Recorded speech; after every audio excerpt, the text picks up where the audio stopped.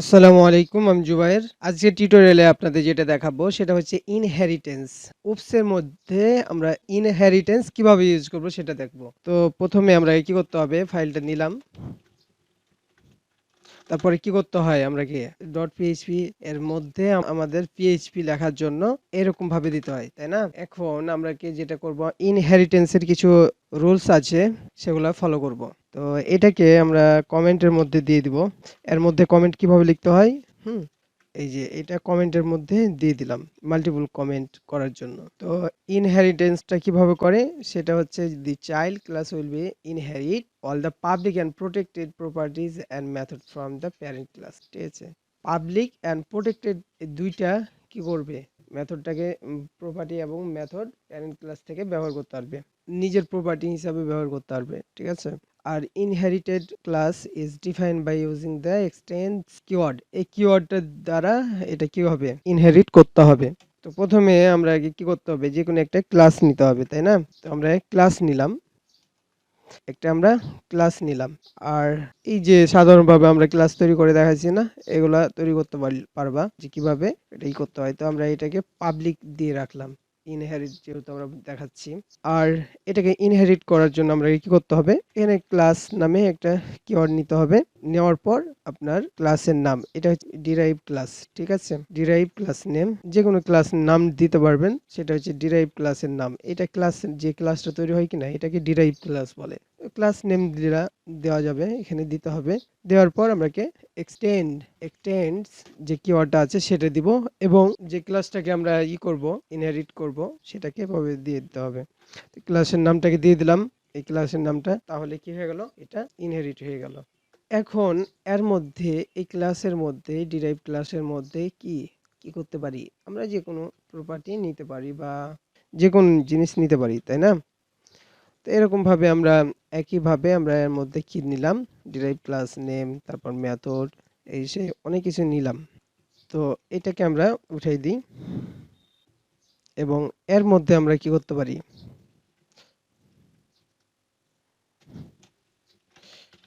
যে কোনো একটা নাম দিলাম মোট কথা। তো এরকম ভাবে আমরা প্রপার্টিগুলা ডিফাইন করে দিলাম, মেম্বার ভেরিয়েবলগুলা। ঠিক আছে, একই রকম ভাবে আমরা এটাই করতে পারলাম। তো এখন যদি আমরা এর মধ্যে যদি আমরা কি করতে চাই, যে প্রিন্ট আর করতে চাই, তাহলে কি হবে দেখেন, আমরা সরাসরি কিন্তু এটাকে প্রিন্ট করতে পারবো না। এখানে দেখেন যে এটা কি দেখাচ্ছে, ইরর দেখাই দিয়েছে। তো এটা কি হবে, আমরা লোকাল হোস্টে যাই, লোকাল হোস্ট, তারপর আমাদের htdocs এর মধ্যে যে ফোল্ডারটা আছে সেই ফোল্ডারের নামটা দেওয়ার পর আমরা ইনহেরিট দিলে পারে, এটা দেখেন যে এটা কি বলছে, আনএক্সপেক্টেড ডিফাইনার প্রিন্টার। ঠিক আছে, মানে এভাবে আমরা এটা ইউজ করতে পারবো না, এটাকে যে কোনো একটা মেথডের মধ্যে আমরা ইউজ করতে হবে। দেখেন এখন কি হচ্ছে, এটা কিন্তু আর দেখাচ্ছে না। এটাকে আমরা একটু কি বলে, কমেন্ট করে রাখি। এটাকে এখন কমেন্ট করার কারণে আর কোনো ইরর দেখাবে না। আই দেখাচ্ছে, ও এই যে এআইটাকে আমরা উঠাই দিব। ঠিক আছে, তো আমরা কি করব, এখানে একটা অবজেক্ট তৈরি করব। আমরা অবজেক্ট তৈরি করতে জানি কিভাবে অবজেক্ট তৈরি করতে হয়। তো আমরা এখানে অবজেক্ট করলাম, তৈরি করলাম, করার পর আমরা যদি এটাকে যদি প্রিন্টার করি, তাহলে কি হবে, এই অবজেক্টটাকে যদি আমরা প্রিন্টার করি, তাহলে কি দেখতে পাবো, এই যে বেজ ক্লাস নেম অবজেক্ট, যে এটাতে কি আছে, নেম অন আছে। এই যে বেজ ক্লাস নেমের নেম অন পাচ্ছি, আর নেম অনের ভ্যালুটা পাচ্ছি, আর ক্লাস নেম যেটা আছে এগুলো পাচ্ছি। কিন্তু মেথড গুলাকে কিন্তু আমরা এখানে প্রিন্ট করতে পারবো না। ঠিক আছে, মেথড গুলাকে আমরা এখানে প্রিন্ট করতে পারবো না, শুধু এর ভেরিয়েবল গুলাকে আমরা কি করতে পারবো, প্রিন্ট করতে পারবো। এখানে দেখেন প্রিন্টারের মাধ্যমে এটা দেখিয়ে দিলাম। আর তাহলে এটা বেজ ক্লাসকে যখন আমরা এটা কি করতেছি, অবজেক্ট তৈরি করতেছি বেজ ক্লাসের, তখন আর ডিরাইভ ক্লাসের যখন আমরা অবজেক্ট তৈরি করব, তখন দেখেন ডিরাইভ ক্লাস নেম, এখন ডিরাইভ ক্লাসটা আছে না, ডিরাইভ ক্লাসের এই যে নামটা আছে, এই নেমটা দেখাই দিল।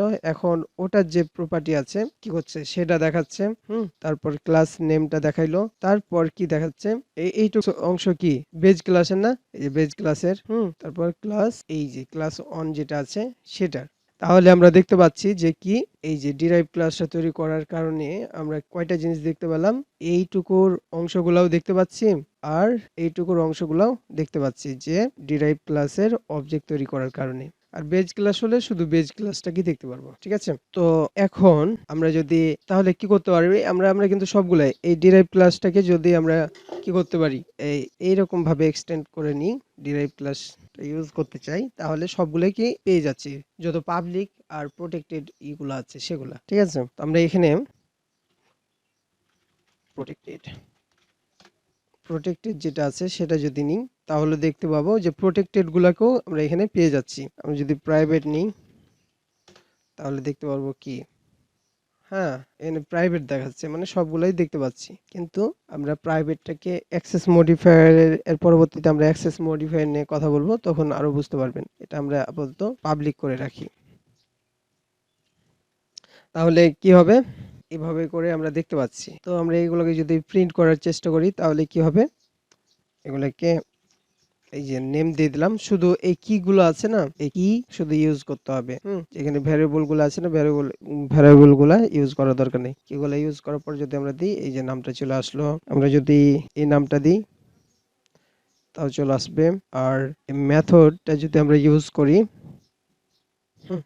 তাহলে মেথডে কি আছে, এখানে এই নামটা মানে দিস দিয়ে এটাকে আমরা চিনিয়ে দিয়েছি যে ইকো করবে এইটুকু।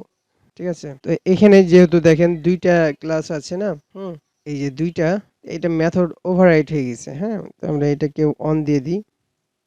তাহলে আমরা যদি এখন এটাকে করি, তাহলে এটার ভ্যালু দেখার কথা, তো আমরা এটাকে ইকো করে দিই। তাহলে কি হচ্ছে, এটাকে আমরা দেখতে পাচ্ছি। ঠিক আছে? তো একইভাবে আমরা শুধু দেখছি যে এই ভ্যালুগুলা প্রিন্ট হচ্ছে কিনা, সেগুলা খালি দেখাচ্ছি। এই যে দেখেন সবগুলাই কিন্তু কি করতে পারছি, আমরা দেখতে পাচ্ছি।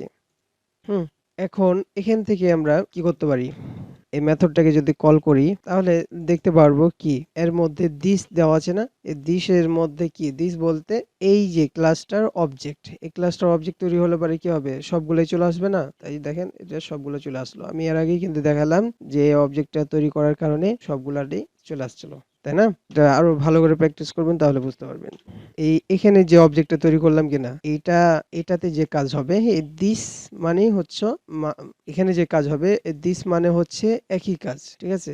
এইটুকু অংশ যে কাজটুকু হলো দিস দিয়ে একই কাজ হয়ে যাবে এর ভিতরে। এই ক্লাসের মধ্যে যখন আপনি কাজ করবেন, তখন এই দিস মানে বুঝাবে এটার অবজেক্ট, নিজ ক্লাসের অবজেক্ট। ঠিক আছে? আর এখানে বুঝাবে এর নিজ ক্লাসের এটা অবজেক্ট। এইভাবে অবজেক্ট তৈরি করার, যেভাবে অবজেক্ট মানে এইভাবে অবজেক্ট তৈরি করলে যে কাজ হবে, দিস দিয়ে একই কাজ হবে, কিন্তু এটা ক্লাসের মধ্যে কাজ করতে হবে সেটা। তো আমি এটা বন্ধ করলাম, এখানে জাস্ট এটা শুধু দিলাম, তাহলে কি দেখাবে, ইকো, এইটুকু দেখাই দিল। ঠিক আছে? তো এটাই ছিল ইনহেরিটেন্স এর কাজ। এরপরে আপনাদের অ্যাক্সেস মডিফায়ার নিয়ে কাজ করে দেখাবো।